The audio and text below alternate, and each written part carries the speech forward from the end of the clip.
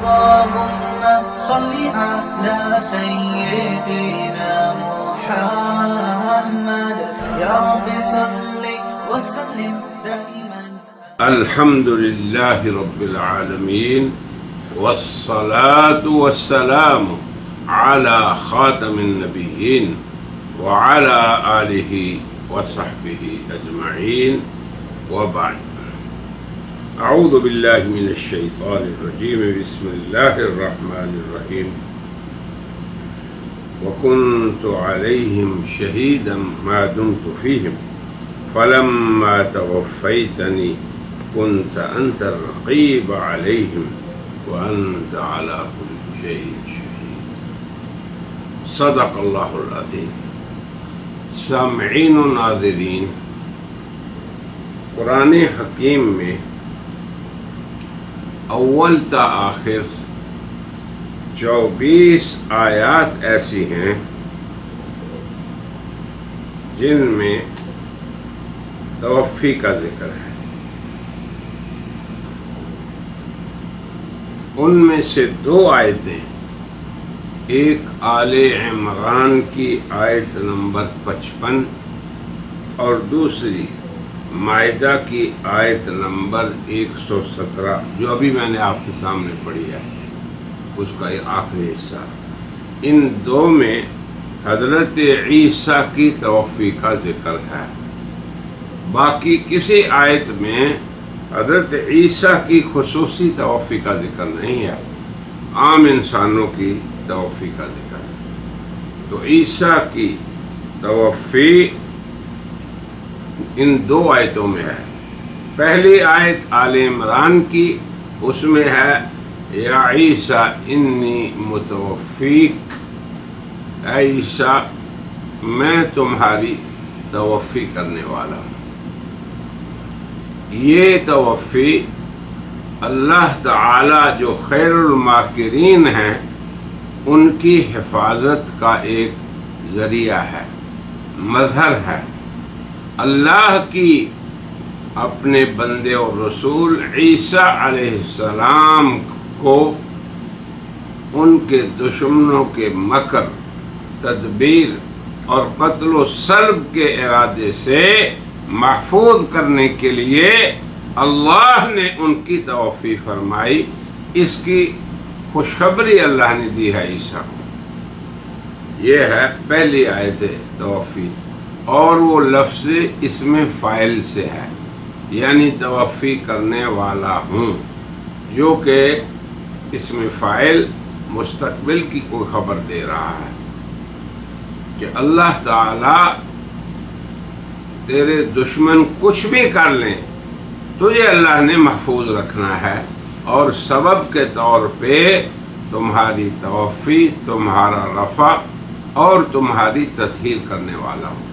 اور یہ جو آیت آج ہم نے پڑھی ہے مائدہ کی 117، اس میں اسی توفی کے واقعہ ہو جانے کی خبر ہے، اعتراف ہے، اقرار ہے عیسیٰ علیہ السلام کی طرف سے کہ ہاں اے اللہ تو نے میری وہ توفی جو مجھے بچانے کا وعدہ تھا، مارنے کا نہیں. یہ بھی یاد رکھیں، عیسیٰ کی اس وقت کی توفی انہیں بچانے کے لیے اللہ کی تدبیر کا مظہر بنی. اسی کی خبر یہاں ہے مائدہ میں، فلما توفیتنی، جب تو نے میری وہ توفی فرما دی. اب وہاں پہ اس میں فاعل ہے کرنے والا، تو اس میں مسلمان مفسرین نے 4 احتمال وجوہ تفسیر ذکر کی ہیں. سلانے کے معنی میں، قبضہ لینے کے معنی میں، اصل معنی میں، یا رفع کے معنی میں، یا مارنے کے معنی میں نزول کے بعد. یہ 4 درست ہیں.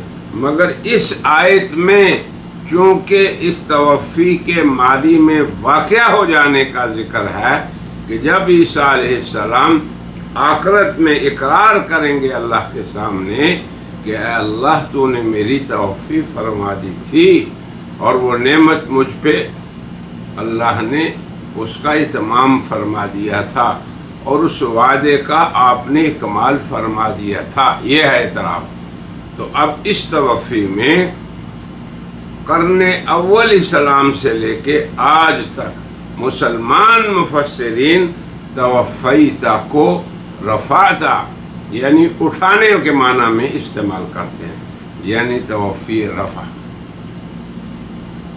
ہم نے اس سے پہلے 2 مجالس کی ہیں، آج کی مجلس کو بھی ہم نے اہم سمجھا کہ اسی باب میں کی جائے، شاید اس کے بعد بھی کوئی مجلس ہمیں کرنی پڑے۔ تو آج کی مجلس میں ہم آپ کو یہ بتائیں گے کہ جس طرح علماء اصول نے لکھا ہے کہ کچھ لوگ قرآن کی تفسیر نہیں کرتے بلکہ وہ نصوص قرآن کو اپنے باطل عقائد کو ثابت کرنے کے لیے استعمال کرتے ہیں، بعین ہی مرزا غلام محمد قادیانی نے یہی کیا۔ اب اس نے کیا کچھ کیا یہ میں آج چاہوں گا کہ آپ کے سامنے پیش کروں، تاکہ مرزا غلام احمد قادیانی کی اسلامی مسلمات کے بارے میں خطرناکی اور اسلامی مسلمات میں دجل، تحریف اور ان میں تشکیک آپ کے سامنے ظاہر ہو جائے، یہ بات سمجھنے والی ہے۔ اس آیت پہ مرزا غلام احمد قادیانی نے سب سے زیادہ کام کیا، سب سے زیادہ محنت کی۔ اگر میں مرزا صاحب کی دجل کی اس محنت کو پورے طور آپ کے سامنے بیان کر دوں تو کم از کم 10 مجلسیں صرف اسی آیت کے بارے میں ہوں گی، مگر میں آپ کو مختصراً یہ پیش کرتا ہوں کہ مرزا صاحب نے حضرت عیسیٰ کو قرآن کی خبر اور احادیث متواترہ کی خبر اور اجماع امت اور روایت امت مسلمہ کے مطابق ان کی زندگی ثابت کرنے کے لیے قرآن و حدیث کی موافقت میں جو مسلمان امت کا عقیدہ ٹھہرا، یہ پوری 14 صدیاں، ابھی 15ویں صدی میں ہیں ہم، اس کو مرزا صاحب نے کہا کہ یہ لغو عقیدہ ہے۔ اگر آپ حیات عیسیٰ کا قول کریں گے تو یہ مخالف قرآن عقیدہ ہے، اگر آپ حیات مسیح کا عقیدہ رکھیں گے تو یہ اللہ کے کلام کو کذب کو مستلزم ہے کہ اللہ کا کلام جھوٹا ہوگا، یا یہ کہ اللہ کے رسول جو ہیں ان پہ جھوٹ کو مستلزم ہے یہ عقیدہ۔ اب اس طرح پہ اس قرآنی آیت پہ فکری دہشت گردی اور مرزا صاحب کا ہجوم کرنا اصل ایک چیز غرض کیا تھی؟ غرض یہ تھی کہ ہیلوں بہانوں سے عیسیٰ کو فوت شدہ نبی ثابت کر دیں تاکہ پھر مسلمان امتوں میں یہ باطل نظریہ پھیلا سکیں کہ وہ جس نے مسیح موعود نے آنا تھا وہ تو مر چکا، تو اس امت کا مسیح موعود اسی امت سے ہوگا اور وہ میں ہوں، یہ تھی اصل غرض۔ اب آپ دیکھیں کہ اس آیت مبارکہ پہ مرزا صاحب کس طرح ہجوم کرتے ہیں اور یہاں پہ کس طرح اشکال کو بیان کر کے حضرت عیسیٰ علیہ السلام کی وفات کا قول کرنے کی ناکام سعی کرتے ہیں۔ مناسب ہوگا کہ ہم مرزا صاحب کی حوالے کی کتابوں کے حوالے پھر انہی زبان میں آپ کے سامنے پیش کریں، اور غرض ہماری یہ ہے کہ ابنائے قادیانیت جن کو علم نہیں ہے اور مربیان قادیانیت جو اپنی قوم کی گمراہی کے آج ذمہ دار ہیں، اللہ کرے کہ ان کو ہدایت مل جائے۔ اور آیت یہی ہے جو ہم نے کہا فلما توفیتنی، فلما توفیتنی۔ اب آپ دیکھیں کہ مسلمان امت کا بالاجماع عقیدہ ہے کہ یہ بات آخرت کو پیش ہوگی، سوال اور جواب، جیسے اللہ کی سنت ہے کہ اللہ ہر امت کے صالحین کو، ہر امت کے انبیاء کو قیامت کے دن تمام مخلوق کے سامنے وہ ملک الملوک فیصلہ کریں گے اہل حق اور اہل باطل کے مابین، اہل توحید اور اہل شرک کے درمیان۔ یوم یحشرہم، سب کو اللہ جمع کرے گی، اور وہ دن قیامت کا دن ہے۔ پھر آگے کئی آیات قرآن ہیں۔ جب ہم مرزا صاحب کی کے جواب کو بیان کریں گے تو ہم انشاءاللہ ان سب حوالوں کا ذکر کریں گے انشاءاللہ۔ پہلے آپ مرزا صاحب کے موقف کو سمجھیں، ان کے مغالطات کو سمجھیں، یہ بھی بہت ضروری ہے۔ پھر جب ہم مغالطات کا جواب دیں گے تو ہم توقع رکھیں گے کہ اللہ تعالیٰ قادیانی امت کو اور ان کے مربیان کو شاید اپنے فضل و کرم سے ہدایت دے۔ مرزا صاحب لکھتے ہیں تحفہ گولڑویہ، روحانی خزائن جلد 17 صفحہ 295۔ یہ میرے سامنے تفسیر حضرت مسیح موعود علیہ السلام، اس کا صفحہ 101 ہے۔ ہمارے علماء کا یہ خیال ہے کہ وہی مسیح عیسیٰ ابن مریم جس پر انجیل نازل ہوئی تھی آخری زمانہ میں آسمان سے نازل ہوگا۔ یہ علماء کا خیال نہیں ہے، یہ قرآن کا خیال ہے، یہ محبت قرآن کا خیال ہے، یہ اصحاب رسول کا خیال ہے، یہ تابعین، اتباع تابعین اور اس پوری امت کا علمی اور عقدی تسلسل سے ثابت ہونے والا عقیدہ ہے کہ اترنے والا وہی ہے جس کا پہلے رفع ہوا۔ پھر آگے کہتے ہیں کہ ظاہر ہے کہ قرآن شریف اس خیال کے مخالف ہے، یعنی قرآن شریف محبت قرآن کے بھی مخالف ہے اور قرآن کے شہود حضرات صحابہ کے عقیدے کے بھی خلاف ہے، اور امت قرآن، امت خیر الانام کے عقیدے کے بھی خلاف ہے۔ اور آیت فلما توفیتنی کنت انت الرقیب علیہم، اور دوسری تمام آیتیں جس کا ہم اپنی کتابوں میں ذکر کر چکے ہیں، اس امر پر قطعی دلالت ہیں کہ حضرت عیسیٰ فوت ہو گئے۔ اب بتائیں کون سی آیتیں؟ میں نے آپ کو بتایا کہ صرف 2 آیتیں عیسیٰ کی توفی کے بارے میں ہیں، ایک ان اللہ یا عیسیٰ انی متوفی کا، یہاں پہ توفی بچانے کے لیے ہے، مارنے کے لیے نہیں، کیونکہ خیر الماکرین اس کا مظہر ہے۔ اور دوسری آیت یہ ہے، کون سی وہ آیتیں ہیں جو عیسیٰ سے تعلق رکھتی ہیں؟ یہ دجل ہے مرزا صاحب کا۔ میں نے اس لیے مرزا صاحب کی بات نقل کی ہے کہ مربیان قادیانیت اپنے ادلہ کو دجل سمجھیں اور ان کا حقیقت سے لا تعلقی سمجھ کے وہ بھی توبہ کریں۔ کوئی آیت نہیں ہے قرآن حکیم میں جو عیسیٰ علیہ السلام کی توفی بتاتی ہو، صرف ایک آیت، واللہ خیر الماکرین اذا قال اللہ یا عیسیٰ، اور وہ حفاظت کرنے کے لیے ہے، بچانے کے لیے ہے، مارنے کے لیے نہیں۔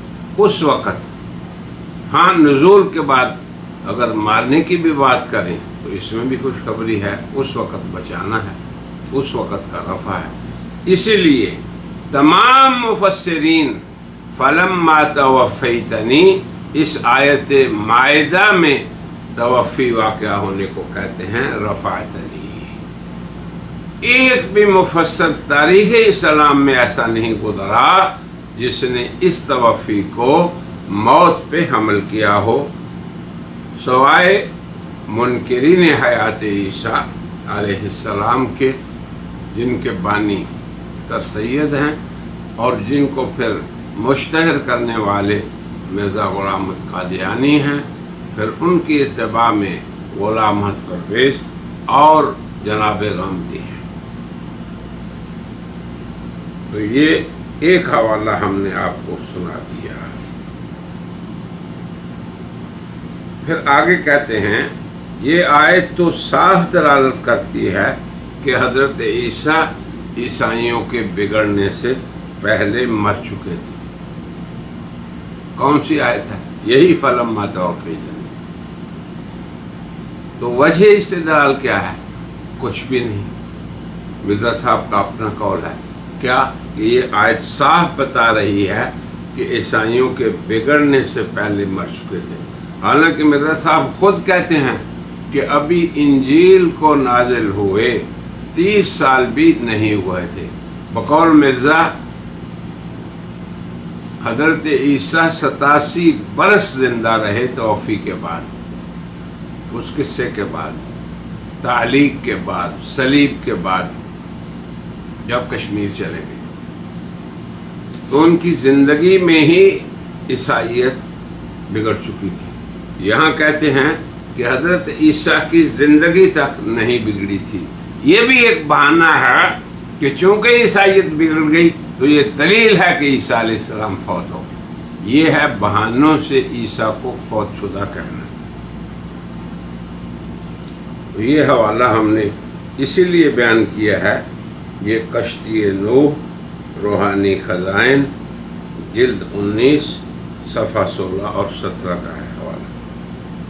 पहला हवाला जो हमने जिक्र किया कि हमारे उलमा का ये ख्याल है कि वही ईसा हैं जो इंजील वाले हैं, ये तोहफ़ा क़ुरैशिया का है और रूहानी ख़ज़ाइन जिल्द 17 सफ़ा 295। ये दूसरा हवाला कि ये आयत और दीगर आयात बता रही हैं। मैंने आपको बताया कि सिर्फ 2 आयतें हैं ईसा से ख़ास जो हैं। ना उस आयत ने बताया, वो ये बता रही है कि अल्लाह को ईसा बचाने के लिए तवफ़ी को इस्तेमाल फरमा रहे हैं, और ये आयत ये बता रही है कि ईसा इस बात का इकरार कर रहे हैं कि तवफ़ी एक नेमत थी जो अल्लाह ने मुझ पे की, आप उसे मौत करार दे रहे हैं। कोई अकल, मंतिक, कोई समझदारी की बात है? तो ये मैं आज इसलिए मिर्ज़ा साहब के हवाले पेश कर रहा हूँ और उनके तर्ज़ इस्तिदलाल को वादे कर रहा हूँ ताकि मुरब्बियान ये समझें कि उनके बानी और मुतनब्बी के दलाइल की क़ुव्वत क्या है। इसी तरह एक और हवाला भी सुने, वो इसी आयत का है। जितना मिर्ज़ा साहब ने इस आयत पे ज़ोर लगाया है और किसी पे ज़ोर नहीं लगाया, इसीलिए हमने भी मुनासिब समझा कि हम इस आयत पे मुफस्सल कलाम करें। हालांकि हमारी ख्वाहिश तो ये थी कि हम आज तीसरी आयत को शुरू कर लें, लेकिन बेहतर है कि हम इसी आयत पे अपने कलाम को और सिलसिला मजालिस को जारी रखें। फिर वो 102 पे कहते हैं, कश्ती नूह रूहानी ख़ज़ाइन जिल्द 19 सफ़ा 16 हाशिया के हवाले से।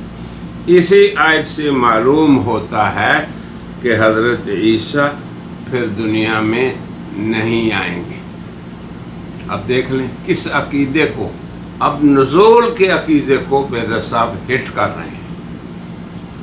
रफ़ा के अकीदे को पहले हिट किया, अब नुज़ूल को, और बहानों से, क्योंकि अगर वो दुनिया में आने वाले होते तो इस सूरत में ये जवाब, कौन सा जवाब? ये आयत कि मैंने तो अपनी कौम को वही कहा जिसका आपने हुक्म दिया, ये कि तुम मेरे और अपने रब की इबादत करो, और मैं उन पे गवाह रहा जब तक उनमें रहा, और जब तूने मेरी तवफ़ी फरमा दी तो फिर तू ही नुकरान है, तू ही निगाहबान है उनका, और तू हर चीज़ पे गवाह है। यानी अगर ईसा इस दुनिया में आना होता تو پھر یہ جواب ان کا جھوٹ ہوتا۔ اندازہ کریں مرزا صاحب کی جسارت کا، وہ اللہ کے نبی کی کو جھوٹا ثابت کر رہے ہیں، کس صورت میں؟ اگر وہ زندہ ہوں۔ یہ دیکھیں، بہانوں سے عیسیٰ کی وفات کو ثابت کرنا۔ آپ کو بھی یہ مسئلہ یاد رہے کہ یہ آیت صرف حضرت عیسیٰ کا مکالمہ ہے اپنے رب سے، جب انہوں نے ان سے سوال کیا کہ تم نے یہ شرکی مقولہ کہا تھا قوم کو، انت قلت للناس اتخذونی وأمی الہین، کہ تم مجھے اور میری ماں کو دو معبود بنا لینا، یہ کہا تھا۔ وہ کہیں گے ما قلت لکم، میں کیسے کہہ سکتا ہوں، میں نے یہی نہیں کہا۔ یہ سوال متعین، یہ جواب متعین، اور کچھ بھی نہیں، مگر مرزا صاحب نے یہیں سے یہ ثابت کیا دجل کر کے کہ عیسیٰ علیہ السلام جب تک قوم میں رہے، قوم گمراہ نہیں ہوئی، قوم نہیں بگڑی۔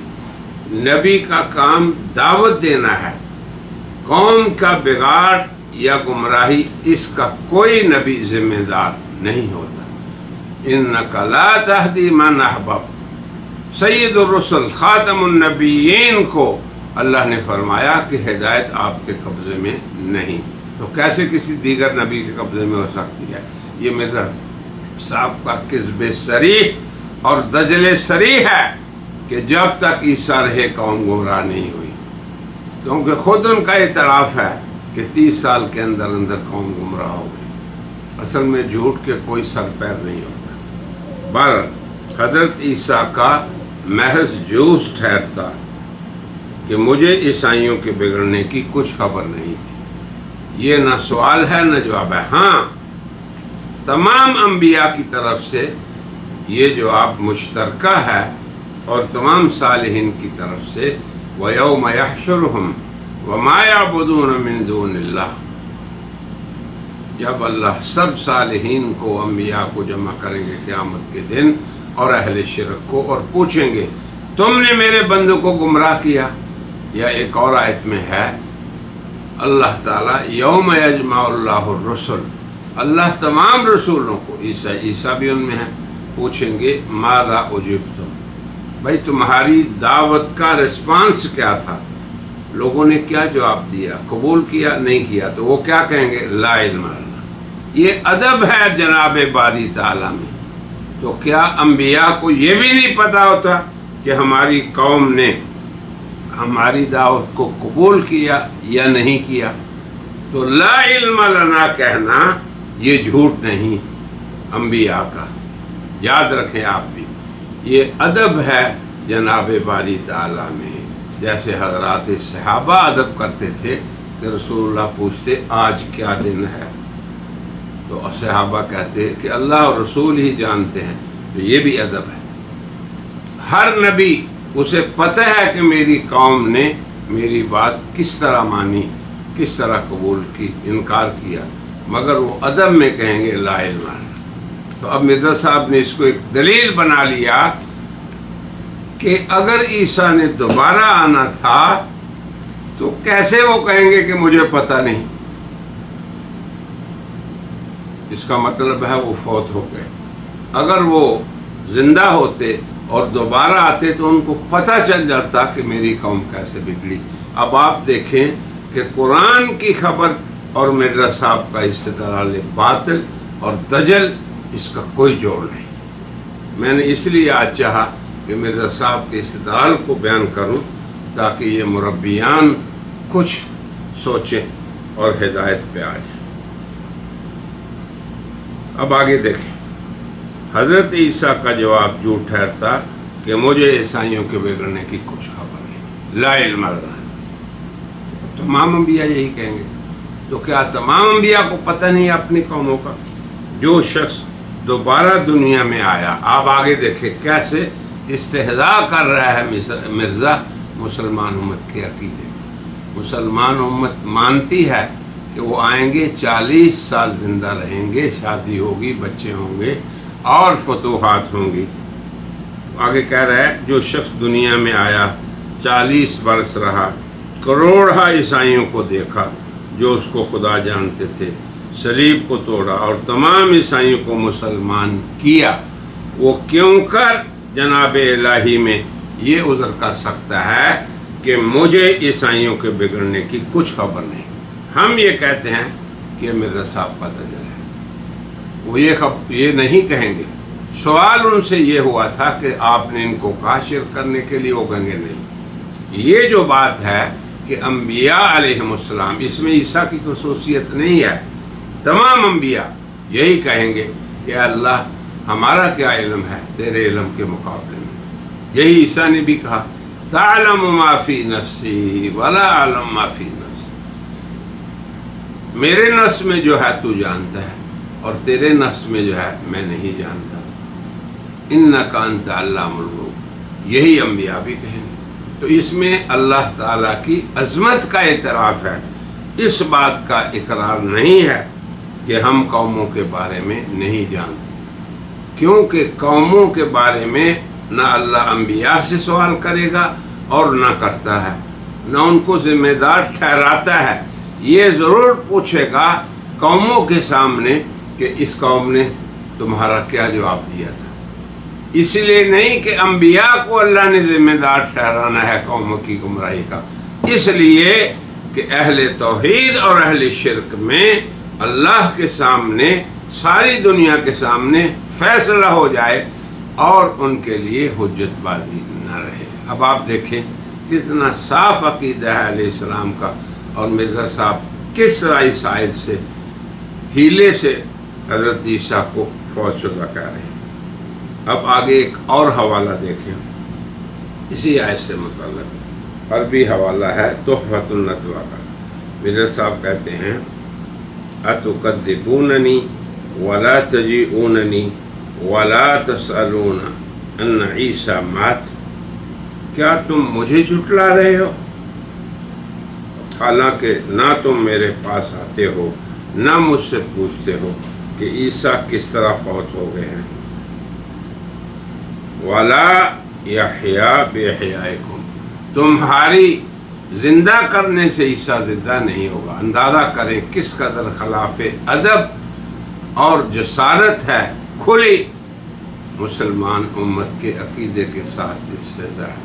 یہ باتیں قادیانی مربیوں اپنے متنبی کے بارے میں پڑھا کرو، سنا کرو اور ان میں غور کیا کرو کہ وہ کس قدر جسارت کر رہا ہے حق کے انبیاء کے خلاف۔ پھر آگے کہتا ہے کہ عیسیٰ تمہارے زندہ قرار دینے سے زندہ نہیں ہو سکتے، بس اسے جرأت کرنے والوں، بس اے جرأت کرنے والوں تم قرآن مجید کی تکذیب نہ کرو۔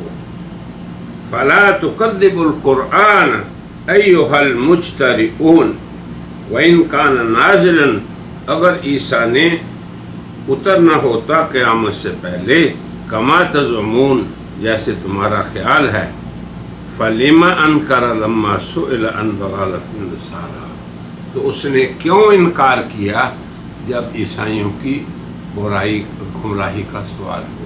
یہ بھی کذب ہے، عیسیٰ کو یہ سوال نہیں ہوا، یاد رکھیں آپ نے۔ واعتذر، پھر عیسیٰ نے عذر بیان کیا کہ مجھے علم نہیں۔ کما انتم تدرسون، جیسا کہ تم پڑھتے ہو۔ وَلَمْ يَقُلْ إِنِّي أَعْلَمُ مَا أَحْدَثُوا بَعْدِي، اور عیسیٰ نے یہ نہیں کہا کہ مجھے نہیں پتہ میرے بارے میں میرے بعد انہوں نے کیا بدعتیں اختیار کر لی، کیونکہ میں دنیا میں واپس گیا تھا اور میں نے دیکھا تھا کہ وہ کیا کرتے ہیں۔